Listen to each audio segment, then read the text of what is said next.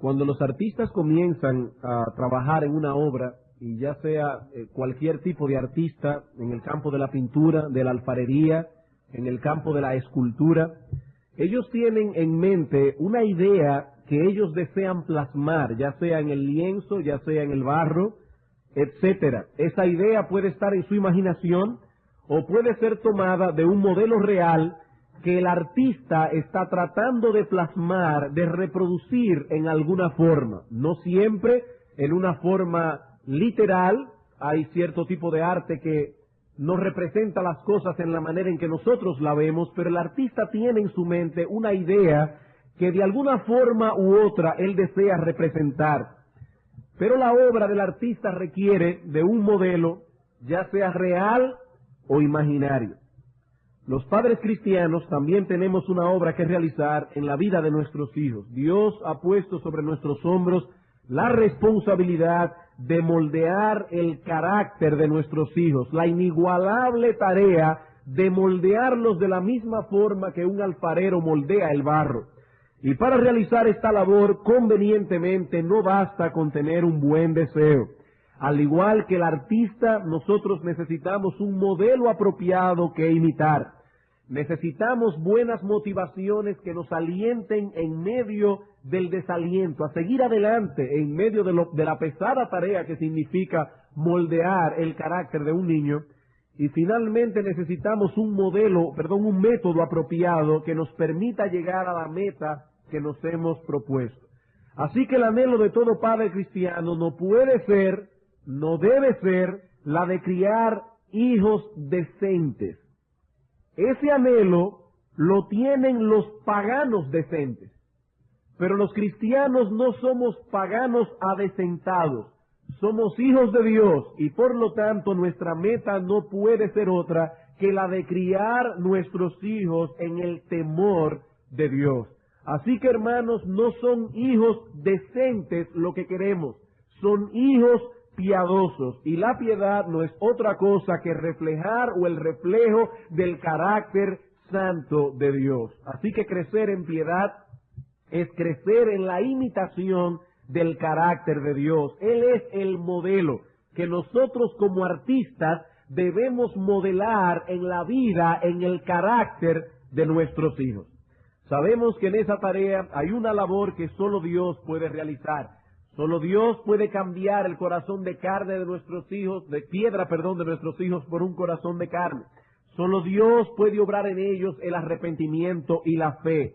Pero el hecho de que solo Dios puede hacer esas cosas no elimina la responsabilidad que Él mismo ha puesto sobre nosotros como padres de moldear el carácter de nuestros hijos. La visión cristiana de la vida no es fatalista. Los fatalistas nos dicen que no hay razón para preocuparnos, porque las cosas ocurrirán de todos modos, sea que nos afanemos o no, sea que cumplamos con nuestra responsabilidad o no. Pero hermanos, esa no es la enseñanza de la Escritura. Dios es soberano, el hombre es responsable, y Dios ha decretado obrar en la vida de nuestros hijos en el contexto de una paternidad responsable. Por eso vemos en toda la Escritura cómo esa paternidad responsable es impuesta sobre la vida de todo hombre. En Deuteronomio capítulo 6, versículo 5 en adelante, Dios dice: estas palabras que yo te mando hoy estarán sobre tu corazón y las hablarás a tus hijos al levantarte, al acostarte, al andar por el campo. Esa es tu responsabilidad. En Proverbios capítulo 22, versículo 6, Dios dice a los padres: instruye al niño en su camino. No es una opción, no es un buen consejo, es una orden que Dios ha dado a todo padre. En Efesios capítulo 6, versículo 4, Dios dice: padres, no provoquéis a ira a vuestros hijos, sino criadlos en la disciplina y amonestación del Señor. Y en el contexto de esa responsabilidad que tenemos como padres de moldear el carácter de nuestros hijos, en esta serie de sermones hemos visto ya la responsabilidad que tenemos de cultivar en ellos la gracia del dominio propio, la responsabilidad que tenemos de cultivar en ellos una saludable pureza sexual, cultivar la valiosa pero al mismo tiempo rarísima virtud de la fidelidad, y en esta noche trataremos cómo cultivar en ellos un espíritu compasivo y considerado. Cómo cultivar en ellos un espíritu compasivo y considerado. Como se ha estado diciendo en esta misma noche, nuestro Dios es un Dios compasivo, y dado que fuimos creados a su imagen y semejanza, y con la responsabilidad de ser un reflejo moral de quién Él es nuestro deber, nosotros como padres y como cristianos, imitar a nuestro Dios en esa característica, pero al mismo tiempo esforzarnos por desarrollarla en la vida de nuestros hijos. En la noche de hoy nosotros enfocaremos este aspecto de la vida piadosa a la luz de tres preguntas básicas. Y estas tres preguntas conformarán el esqueleto, el armazón de todo lo que queremos presentar en la tarde de hoy. La primera pregunta que trataremos de responder en esta noche con la ayuda del Señor es: ¿qué significa ser considerado y compasivo? En segundo lugar, ¿por qué debemos ser considerados y compasivos con los demás? Y finalmente, en tercer lugar, ¿cómo podemos cultivar y desarrollar esa característica en la vida de nuestros hijos? He aquí las tres preguntas que con la ayuda del Señor y yendo directamente a la palabra de Dios, vamos a tratar de responder en esta tarde o en esta noche. Así que vamos a comenzar en primer lugar con nuestra primera pregunta. Cuando hablamos de que debemos desarrollar en nuestra vida y en la vida de nuestros hijos un carácter, un espíritu compasivo y considerado, ¿a qué nos estamos refiriendo exactamente? Y debo aclarar aquí de antemano que hay dos formas en que nosotros podemos encarar esta pregunta, dos formas completamente distintas. Nosotros podríamos intentar arribar a una definición de lo que es el amor, la compasión, la consideración, la misericordia, etcétera. O podríamos ir directamente a los frutos que emanan de esta virtud. Y parece ser que esa es la forma en que Dios prefiere tratar el asunto en su palabra.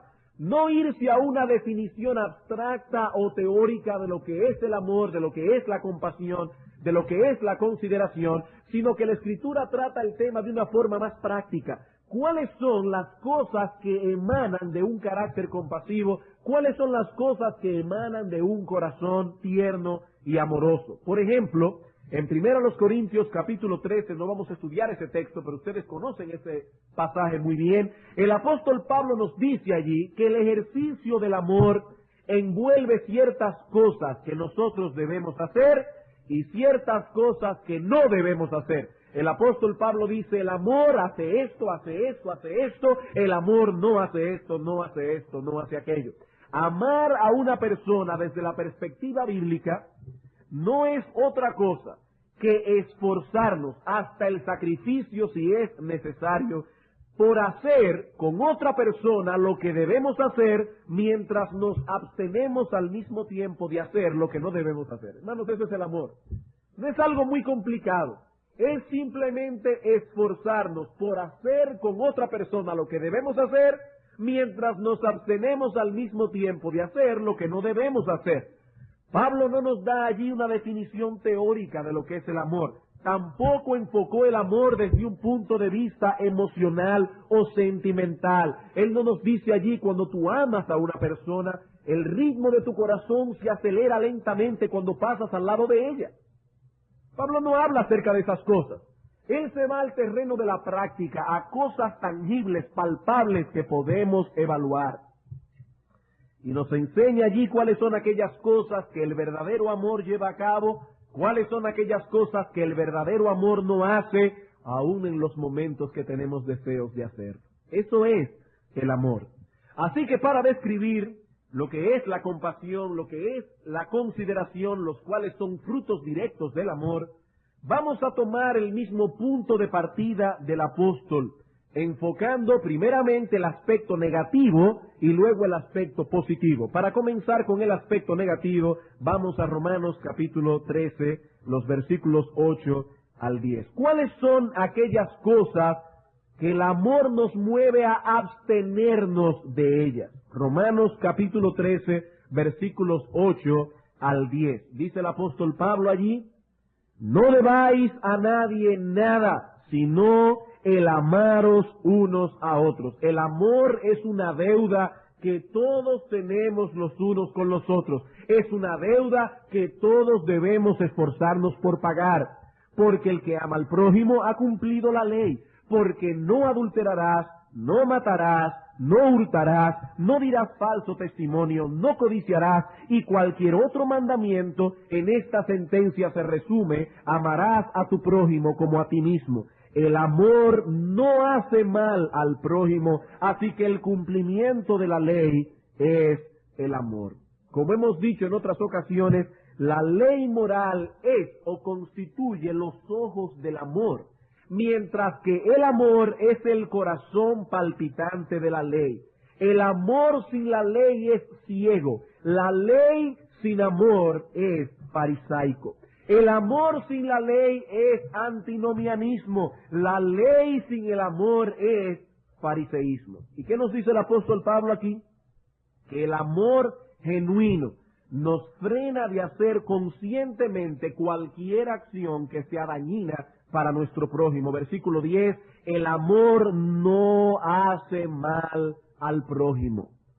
El amor no hace mal al prójimo. El que ama a su prójimo, y la palabra prójimo simplemente significa el próximo, el que está próximo a ti, el que ama a su prójimo, respeta la santidad de aquellas cosas que son propiedad de nuestro prójimo, respeta la santidad de su vida, respeta la santidad de su matrimonio, respeta la santidad de sus posesiones, la santidad de su reputación. Por lo tanto, ¿a qué nos lleva el amor? No adulterarás, no matarás, no hurtarás, no dirás falso testimonio, no codiciarás, y al cumplimiento de cualquiera de los otros mandamientos. El amor nos mueve real y efectivamente a cuidar la vida, la reputación y las posesiones del prójimo. Donde no existe ese cuidado, tampoco existe el amor. Es tan sencillo como eso. ¿Qué es el amor? Es esa virtud que nos mueve a no hacer contra nuestro prójimo aquello que no debemos hacer con él. El amor nos mueve real y efectivamente a cuidar la vida, la reputación y las posesiones del prójimo, a la vez que nos mueve a abstenernos de hacer cualquier cosa que atente contra la vida, la reputación y las posesiones del prójimo. Y repito, hermanos, donde no existe ese cuidado, no importa lo que usted piense, no importa lo que usted diga, no importa las palabras hermosas que usted sepa expresar, usted no sabe lo que es el amor. Hermanos, el amor es algo práctico. El amor no es un mero sentimiento. El amor no es algo que nosotros sentimos dentro. El amor es una actitud. Es una actitud. Pero el amor no solo es conocido negativamente por lo que no hace, sino también positivamente por lo que hace. El amor no solamente nos lleva a abstenernos de hacer aquello que no debemos hacer, sino que también nos mueve a hacer lo que debemos hacer. Mateo capítulo 25. Mateo capítulo 25, versículos 34 al 46. Algunos cristianos han sobreenfatizado tanto, hermanos, el que la salvación no es por obras, que se han olvidado del hecho de que la salvación es para obras. No somos salvos por obrar, pero somos salvos para obrar. Somos hechura suya, creados en Cristo Jesús para buenas obras, aunque la salvación no es por causa de tales obras. Pero hermanos, no podemos olvidar que el amor nos mueve a obrar en una forma palpable, tangible, por el bienestar de nuestro prójimo. Mateo capítulo 25, versículos 34 al 46. Entonces el rey dirá a los de su derecha: venid benditos de mi Padre, heredad el reino preparado para vosotros desde la fundación del mundo. Porque tuve hambre y me disteis de comer, tuve sed y me disteis de beber, fui forastero y me recogisteis, estuve desnudo y me cubristeis, enfermo y me visitasteis, en la cárcel y vinisteis a mí. Entonces los justos le responderán diciendo: Señor, ¿Y cuándo te vimos hambriento y te sustentamos, o sediento y te dimos de beber? ¿Y cuándo te vimos forastero y te recogimos, o desnudo y te cubrimos? ¿O cuándo te vimos enfermo o en la cárcel y vinimos a ti? Y respondiendo el rey les dirá: de cierto os digo que en cuanto lo hicisteis a uno de estos mis más pequeños, a mí me lo hicisteis. Entonces dirá también a los de su izquierda: apartaos de mí, malditos, al fuego eterno preparado para el diablo y sus ángeles. ¿Y cuál fue el horrible pecado de estos hombres? Porque tuve hambre y no me disteis de comer, tuve sed y no me disteis de beber, fui forastero y no me recogisteis, estuve desnudo y no me cubristeis, enfermo y en la cárcel y no me visitasteis. Entonces ellos también le responderán diciendo: Señor, ¿y cuándo te vimos hambriento, sediento, forastero, desnudo, enfermo o en la cárcel y no te servimos? Entonces les responderá diciendo: de cierto os digo que cuanto no lo hicisteis a uno de estos más pequeños, tampoco a mí lo hicisteis. E irán estos al castigo eterno y los justos a la vida eterna. Hermanos, si alguno ama su alma, debe tomar en cuenta lo que este texto nos está enseñando. Independientemente de la interpretación escatológica que demos a este pasaje, es indudable que aquí tenemos un retrato muy elocuente de las actitudes que el verdadero amor promueve. La falta de amor, entonces, no solo se manifestará por hacer aquellas cosas que no debemos hacer, sino que esa falta de amor también se manifestará por dejar de hacer lo que sí debemos hacer. El amor no es una experiencia mística o meramente emocional. No es así como debemos entender el amor a Dios. No es así como debemos entender el amor al prójimo. Dios nos ha dado un instrumento para medir el amor. Si usted quiere ponerlo de otro modo, la ley moral es un amorómetro. Con la primera tabla de la ley, nosotros podemos medir nuestro amor a Dios. Con la segunda tabla de la ley, nosotros podemos medir nuestro amor al prójimo. Esa ley moral se resume en 2 mandamientos. La primera tabla: amarás al Señor tu Dios con todo tu corazón, con toda tu alma, con toda tu mente, con todas tus fuerzas. La segunda tabla de la ley: amarás a tu prójimo como a ti mismo. Y ese amor al prójimo te moverá real y efectivamente a darle de comer cuando tenga hambre, a darle de beber cuando tenga sed, a darle albergue y abrigo en tiempos de necesidad, a darle consolación en tiempo de angustia y de necesidad. Es a eso que se refiere el apóstol Juan en su primera carta cuando habla del amor. En primera de Juan, capítulo 3, versículo 16 al 18.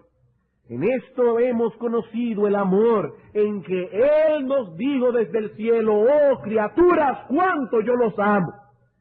Hermanos, ¿es así que nosotros conocemos el amor de Dios? No, no, no. En esto hemos conocido el amor, en que Él puso su vida por nosotros. También nosotros debemos poner nuestras vidas por los hermanos. Pero el que tiene bienes de este mundo y ve a su hermano tener necesidad y cierra contra él su corazón, ¿cómo mora el amor de Dios en él? Hijitos míos, no amemos de palabra ni de lengua, sino de hecho y en verdad.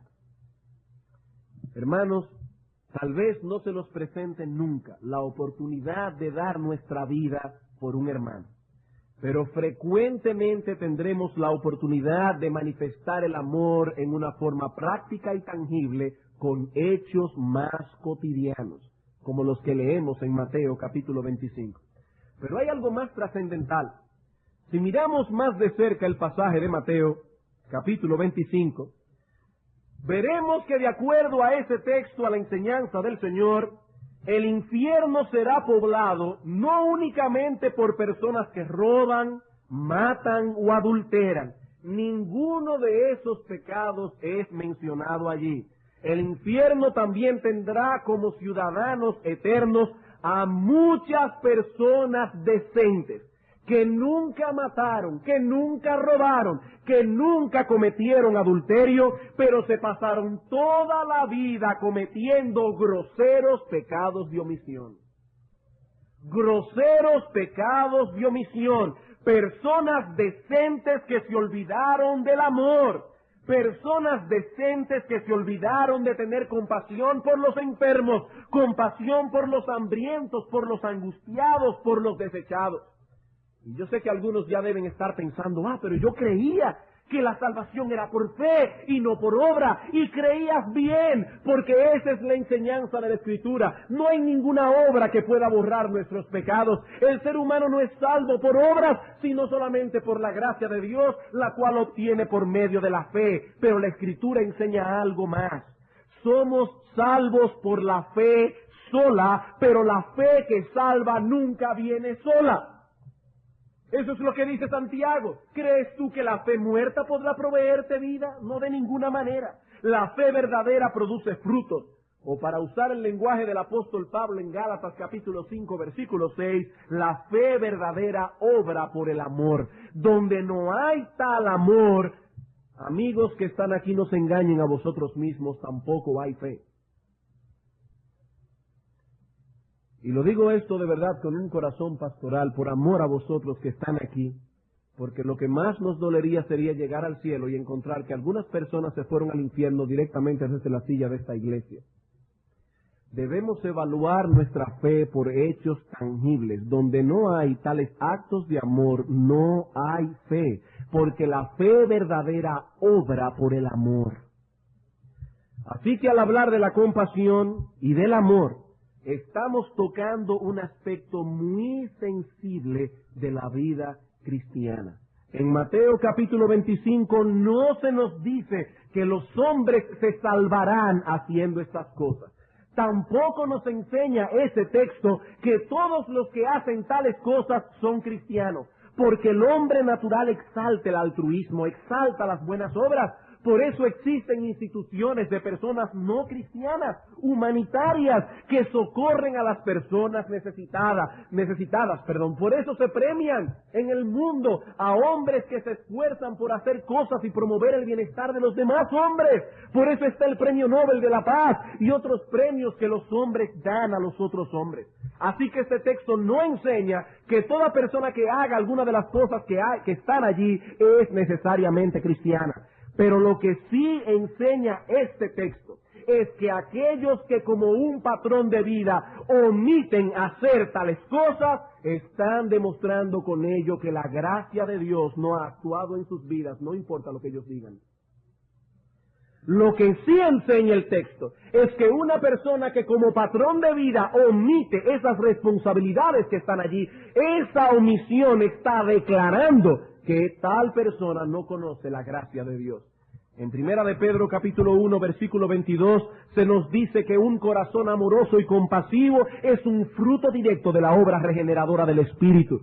Dice en Primera de Pedro 1:22, habiendo purificado vuestras almas por la obediencia a la verdad mediante el Espíritu para el amor fraternal no fingido, amaos unos a otros entrañablemente de corazón puro. Esa obra regeneradora del Espíritu, a través de la cual nuestro corazón de piedra ha sido tornado en un corazón de carne, tenía un propósito primordial: para el amor fraternal no fingido. El manifestar despreocupación y apatía por las personas necesitadas es un síntoma peligroso de que se está caminando por el camino que lleva finalmente a la destrucción y a la condenación eterna. El corazón regenerado es movido eficazmente a amar, y el amor es compasivo, considerado, se manifiesta en una preocupación genuina por el bienestar de los otros. Es lo totalmente opuesto a una vida centrada en nosotros mismos, a una vida egoísta y egocéntrica. Las personas que carecen de amor se caracterizan por su egocentrismo.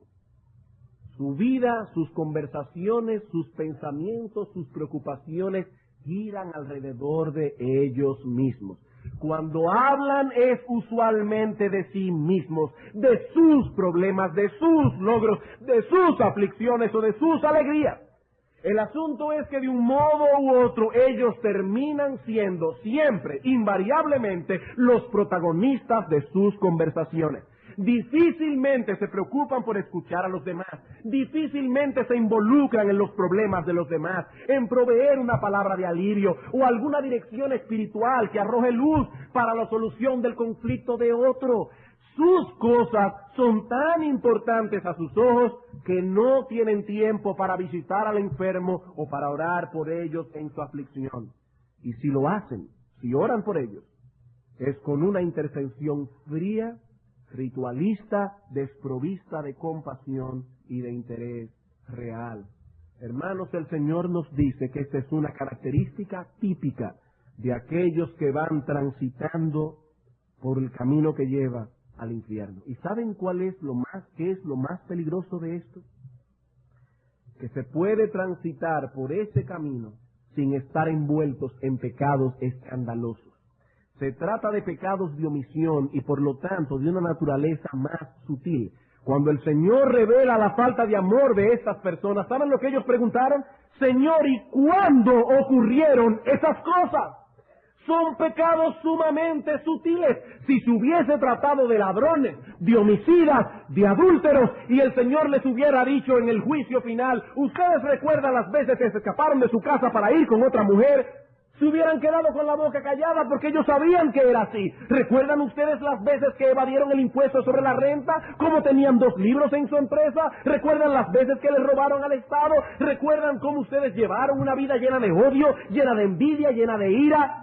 Y tendrían que callarse la boca porque saben que eso era real. Pero estos hombres no pudieron detectar tal cosa en ellos y preguntaron, Señor, ¿cuándo ocurrieron esas cosas? Porque ni siquiera nos dimos cuenta de ellas. Hermanos, quizás algunos de estos individuos eran religiosos y pensaban que tenían sus papeles en regla con Dios porque al menos se guardaban de pecados groseros. A sus ojos ellos eran ovejas, a los ojos del Señor eran cabritos. Su falta de compasión y misericordia revelaba un corazón no regenerado. Nuestro Dios es un Dios compasivo. Él es amor, de donde se deduce que el que no ama no ha conocido a Dios. Debo aclarar que amor no es sinónimo de compasión, son 2 palabras distintas, pero una incluye a la otra. El amor es un término muy amplio que incluye la compasión. Y esa compasión se manifestará a través de hechos concretos. El amor procura hacer con el prójimo lo que debemos hacer. El amor procura abstenerse de hacer lo que no debemos hacer. Habiendo entonces aclarado, hermanos, a qué nos estamos refiriendo cuando hablamos de un espíritu compasivo y considerado, vamos ahora a pasar a nuestra segunda pregunta. ¿Y por qué debemos tener un espíritu compasivo y considerado? ¿Por qué razón en nuestro trato con los demás debemos ser considerados y compasivos? ¿Es acaso eso simplemente por una regla de buena conducta?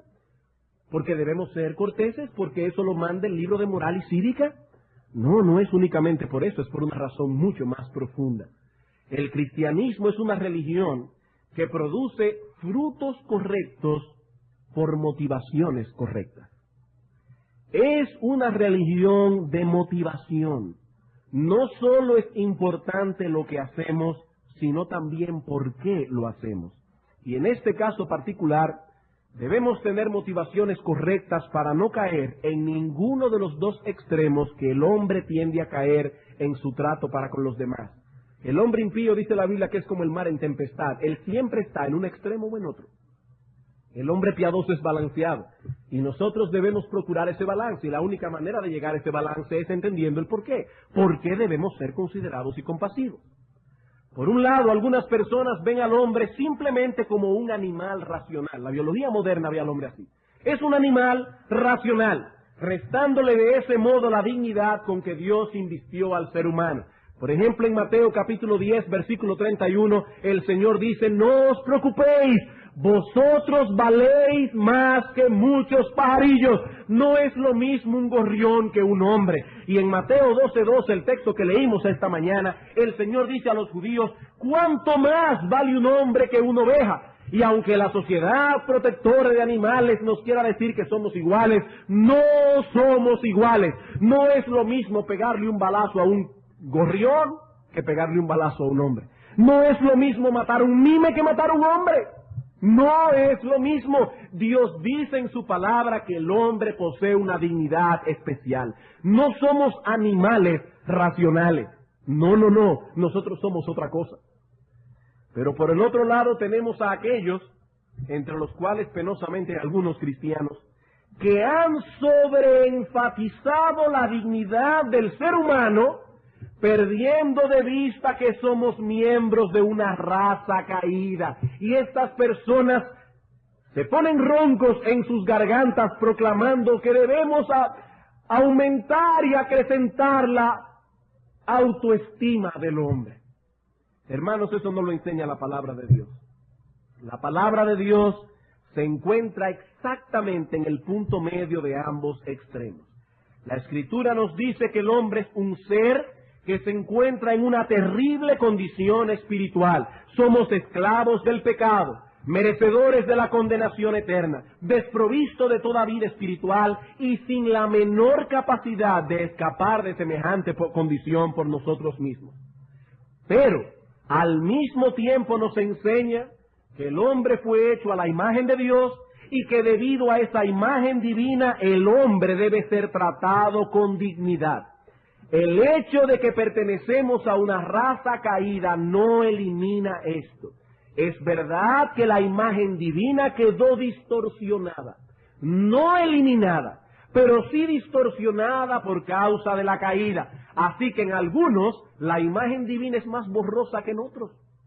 En algunos es una foto casi acabada de tomar, en otros parece una foto que se tomó en el 1910. Uno no puede ver claramente la imagen de Dios, pero la imagen de Dios está allí.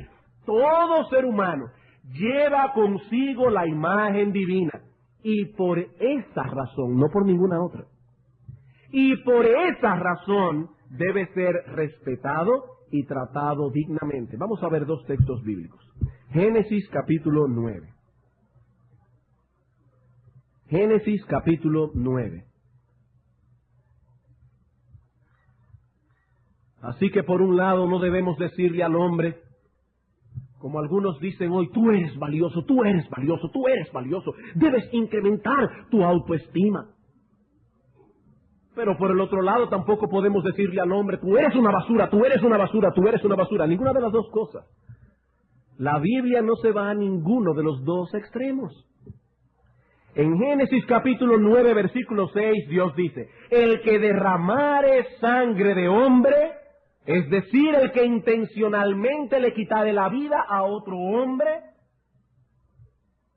por el hombre su sangre será derramada, porque a imagen de Dios es hecho el hombre. En este texto el Señor implementa la pena capital. Y hermanos, la verdad que es una pena capital, que la pena capital no se esté ejecutando hoy día, porque algunas personas realmente merecen que la fusilen. Y eso no es crueldad, eso es bíblico. Dios dice, el hombre que intencionalmente derramare la sangre de otro hombre, por el mismo hombre, por aquellos a quienes Dios les ha conferido la autoridad de hacer juicio. No yo directamente como ciudadano, sino el Estado, los jueces deben aplicar la pena capital en algunos casos. Y pienso que si se aplicara la pena capital, hermanos, muchas sinvergüencerías se dejarían de ver. Dios dice en su palabra, el que derramare sangre de hombre, por el hombre su sangre será derramada. ¿Por qué? Porque a imagen de Dios es hecho el hombre. Eso es una ofensa horrible, quitarle la vida intencionalmente a otro hombre, porque ese hombre conlleva, a pesar de que viene de una raza caída, la imagen divina plasmada en él. Santiago capítulo 3. Santiago capítulo 3. Hermanos, no podemos pretender ser más buenos que Dios. Dios es infinitamente justo y Dios ha dicho que es justo quitarle la vida a los homicidas. Dios ha dicho que es justo y es justo. Ahora la sociedad dice, no, tú sabes que cuando él estaba chiquito. No. Es que el que le quita la vida a otro hombre debe ser muerto. No por los ciudadanos, sino por el Estado. Aquí no estamos hablando de venganza personal. Dios prohíbe la venganza personal. En Santiago capítulo 3, versículo 7 dice, porque toda naturaleza de bestia y de aves y de serpientes y de seres del mar se doma y ha sido domada por la naturaleza humana. Pero ningún hombre puede domar la lengua, que es un mal que no puede ser refrenada, llena de veneno mortal. Con ella bendecimos al Dios y Padre, y con ellas maldecimos a los hombres que están hechos a la semejanza de Dios. De una misma boca proceden bendición y maldición. Hermanos míos, esto no debe ser así. Hermanos, ¿por qué debemos cuidar la reputación de otro? Por la imagen de Dios que ha sido plasmada en él. Por eso es que es un pecado grave, por la imagen de Dios. Vamos a suponer por un momento que usted tiene en su escritorio una fotografía familiar en la que aparecen su esposa y sus hijos. ¿Cómo se sentiría usted si al llegar mañana al trabajo encuentra que un gracioso tomó una pluma y se puso a hacerle garabatos a la foto y a ridiculizarla? Le puso cachitos a su esposa, bigotes, se estaba riendo, lo pintó aquí para que se viera con un diente menos. ¿Cómo usted se sentiría cuando llegue y se encuentre que un gracioso hizo eso con la foto? Bueno, seguramente se sentirá muy mal, se sentirá ofendido, no porque el papel en que está plasmada la foto sea muy caro, sino por las imágenes que estaban plasmadas en el papel. El papel tal vez cuesta menos de 5 pesos, pero las imágenes que aparecen allí son valiosas, y cuando son maltratadas y ridiculizadas, hay motivos suficientes para sentirse ofendido. ¿Qué nos dice la Escritura? El hombre fue hecho a la imagen de Dios, y cuando ese hombre es maltratado, ofendido, ridiculizado, Dios es ofendido con esa acción. Hermanos, allí es que está la gravedad de un espíritu que no es compasivo, de un espíritu desconsiderado. La imagen de Dios ha sido plasmada en el hombre. Espiritualmente hablando, no valemos ni una mota, pero hablando en cuanto a la creación divina, nosotros llevamos en nosotros mismos la imagen de Dios y debemos ser tratados con dignidad. Hace muchos años leí una historia que puede ilustrar esto perfectamente. Dicho relato refiere que a principios del presente siglo, un embajador en París, un embajador español, perdió una moneda de 10 céntimos. Ustedes saben lo que vale una peseta española. No vale mucho. Y esto eran 10 céntimos en un oscuro pasillo de Versalles. ¿Saben lo que hizo ese embajador para encontrar esa moneda de 10 céntimos? Encendió un billete de 1000 pesetas para ver con más claridad. Cuando las demás personas que estaban allí se rieron ante la extraña reacción del embajador, ¿saben cuál fue su respuesta? Muy sencilla. Esa moneda de 10 céntimos lleva la imagen de mi rey y no consiento que nadie la pise. Es 10 céntimos, vale menos económicamente hablando que un billete de 10,000 pesetas, pero esa moneda lleva la imagen de mi rey y yo no consiento que nadie la pise. Y hermanos, eso es lo que enseña la palabra de Dios. Llevamos la imagen del Rey de Reyes, del Señor de Señores, del Soberano del Universo, y nadie nos puede pisar por esa razón. O como alguien ha dicho, que al hombre no se le debe tratar como si fuese un par de botas, ni siquiera para sacarle brillo. Ni siquiera para sacarle brillo, porque no somos un par de botas. Somos seres creados a la imagen de Dios. Cuando usted mata un mosquito en la noche no pasa nada, porque ese mosquito usted lo puede matar cuantas veces quiera, pero usted no puede tratar a un hombre de esa manera. No tiene derecho a hacerlo.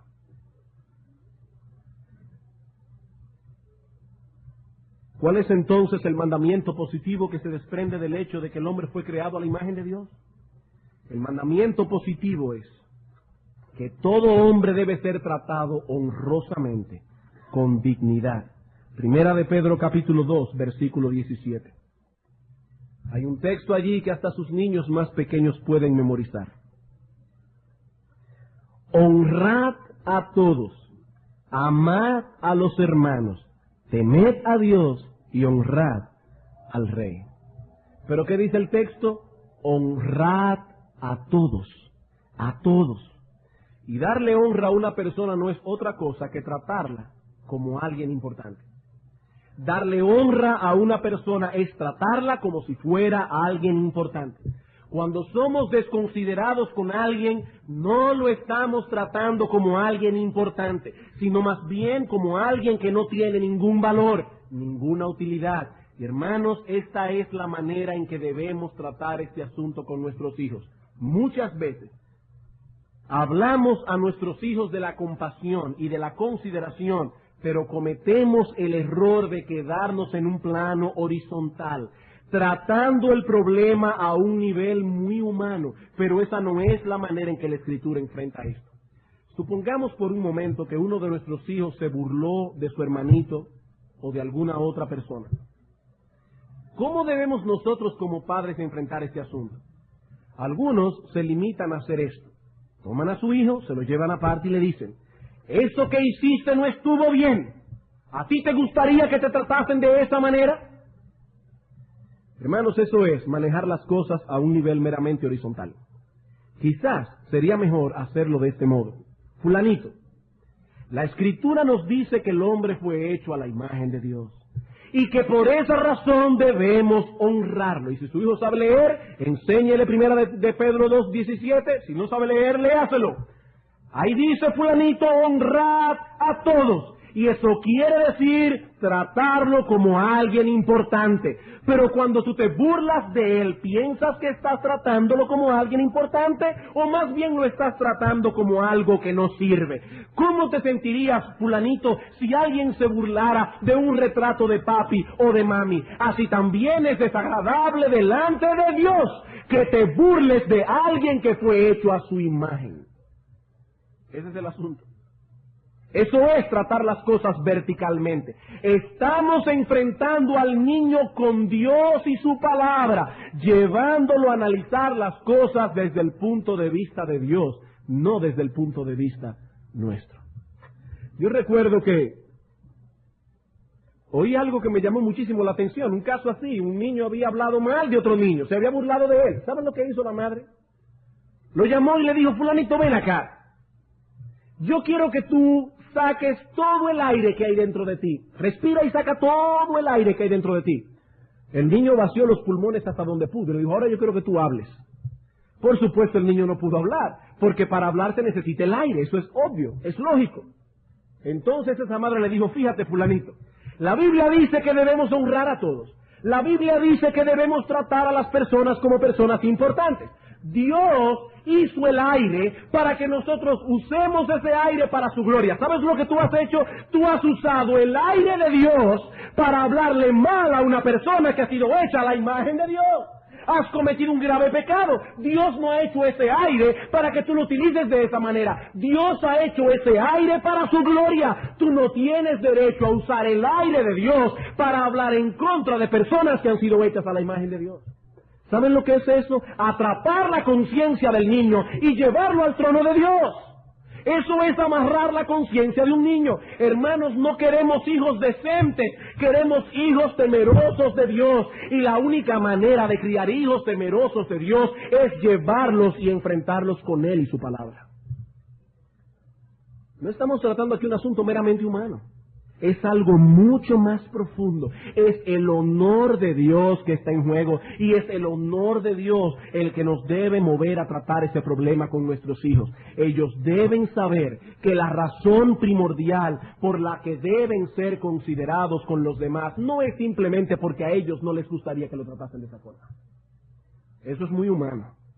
Radica en un hecho más trascendental. El hombre fue creado a la imagen de Dios, y por lo tanto debe ser tratado con respeto, con dignidad, con honra. Bien, voy a tratar de hacer este último punto bien brevemente. ¿Cómo podemos desarrollar esta característica en la vida de nuestros hijos? Ya hemos visto a qué nos referimos, ya hemos visto por qué. Ahora vamos a ver el cómo. ¿Cómo podemos desarrollar esta característica en la vida de nuestros hijos? Voy a dar 3 directrices negativas y una sola positiva. 3 directrices negativas. Primero, si quieres que tus hijos desarrollen un espíritu compasivo y considerado, no los satures de atenciones y de posesiones. Si quieres que tus hijos desarrollen ese espíritu, no los satures de atenciones y posesiones. Hermanos, nuestros hijos necesitan atención. Nuestros hijos necesitan tiempo. Necesitan nuestros oídos. Aún necesitan nuestras posesiones materiales. Pero noten cuidadosamente la palabra que usamos en nuestro encabezado. Estamos hablando de saturarlos de atenciones y posesiones. Hemos dicho esto en otras ocasiones y por ello no nos extenderemos mucho en este punto. Pero debemos recordar que no es únicamente la posibilidad económica del padre lo que se ha de tomar en consideración a la hora de comprar algo a un niño. Usted puede tener 10 millones de dólares en una cuenta en Miami y eso no tiene nada que ver. No es la capacidad económica del padre lo que se ha de tomar en cuenta. Claro está, hay padres que tendrán ciertas posibilidades más que otros padres, pero todos deben tener la misma sensatez. Debemos conocer a nuestro hijo. Debemos conocer sus debilidades particulares. Debemos conocer la manera en que él maneja las posesiones que ya tiene, el lugar que él cree que ocupa en el hogar. Los niños necesitan saber que ellos son aceptados en el hogar, que ellos cuentan con un amor incondicional de parte de papi y de parte de mami, pero al mismo tiempo deben saber que ellos no son el centro de nuestra existencia. Ellos no son el centro de la casa. El centro de la casa es Dios. Y en segundo lugar, la relación de papi y mami. Cuando los padres se vuelcan hacia los hijos, aún en desmedro de la relación del esposo con la esposa, le hacen daño a sus hijos, crean niños inseguros, porque los niños no saben manejar tanta atención. Ellos no tienen capacidad para eso. Nosotros mismos, los adultos, no sabemos manejarlo. Mucho menos un niño. Cuando los padres no toman esto en cuenta, pueden sin desearlo, porque ningún padre quiere esto, pero pueden en su ignorancia alimentar la codicia y el orgullo de sus hijos, porque lo están saturando de atenciones y posesiones. Nuestros hijos deben saber que los amamos, pero que ellos no son pequeños príncipes, que tienen el derecho de poseer todo lo que desean. Esa mentalidad será para ellos un obstáculo enorme que les impedirá desarrollar un espíritu compasivo y misericordioso, porque ellos creerán que todo el mundo se le debe, que ellos son el centro del universo. No, ellos no son el centro del universo. Así que, hermanos, si queremos levantar hijos compasivos, no los saturemos de atenciones y de posesiones. En segundo lugar, no haga por ellos lo que ellos pueden y deben hacer. En segundo lugar, no haga por ellos lo que ellos pueden y deben hacer. Aún el Señor Jesucristo tomó esto en cuenta en su trato con los discípulos.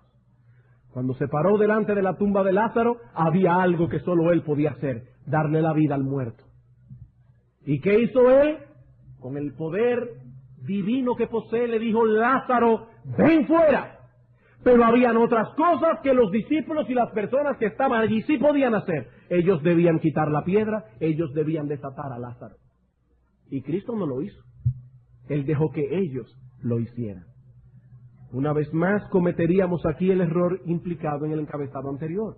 Al hacerlo así, o sea, al hacer por ellos lo que ellos deben hacer, les estamos enseñando que son pequeños príncipes a quienes todo el mundo se le deben. Ellos deben aprender desde temprano que hay ciertas cosas que pueden y deben hacer. Debemos enseñarles desde pequeños a vestirse por sí mismos, debemos enseñarles a comer, a guardar sus juguetes, a arreglar sus cuartos.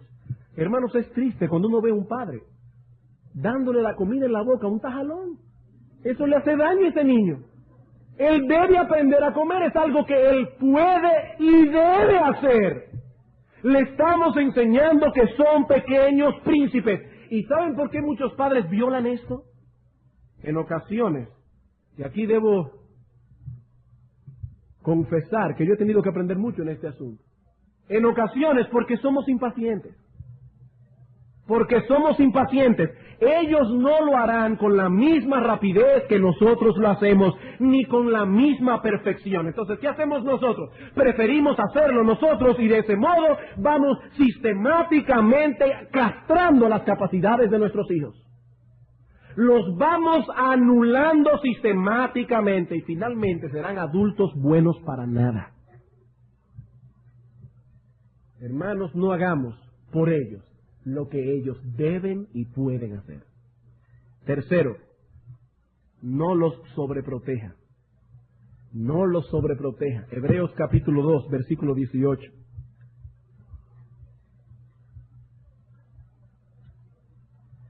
Hebreos capítulo 2, versículo 18. Nuestro Señor Jesucristo es un sumo sacerdote compasivo, lleno de misericordia. ¿Pero saben por qué?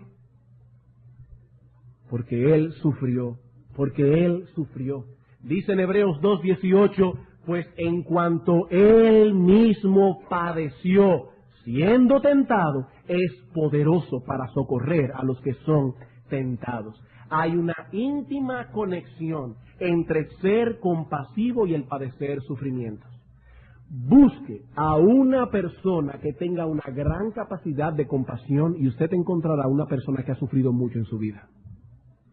Porque hay una íntima conexión entre ser compasivo y el padecer sufrimientos. No estamos diciendo que no protejamos a nuestros hijos, no. Lo que estamos advirtiendo aquí es contra la sobreprotección. Por ejemplo, cuando oramos en casa por alguien que está enfermo, aun sea un familiar cercano, querido por nuestros hijos, estamos enseñándoles indirectamente algo del dolor que acompaña la vida del hombre sobre la tierra.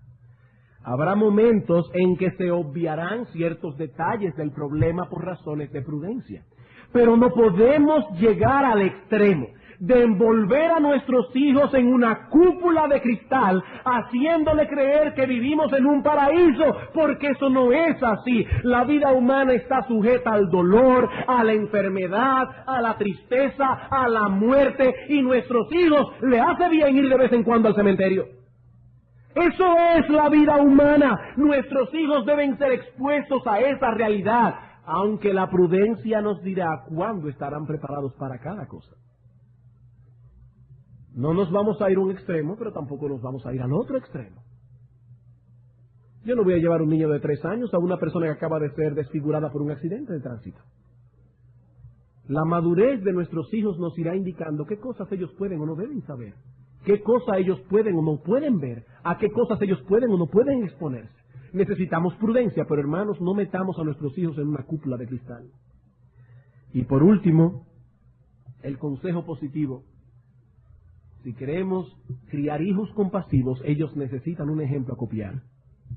Ellos necesitan un ejemplo a copiar. Necesitamos modelos de compasión para llegar a ser compasivos. Filipenses capítulo 2. Filipenses capítulo 2, versículos 1 al 8.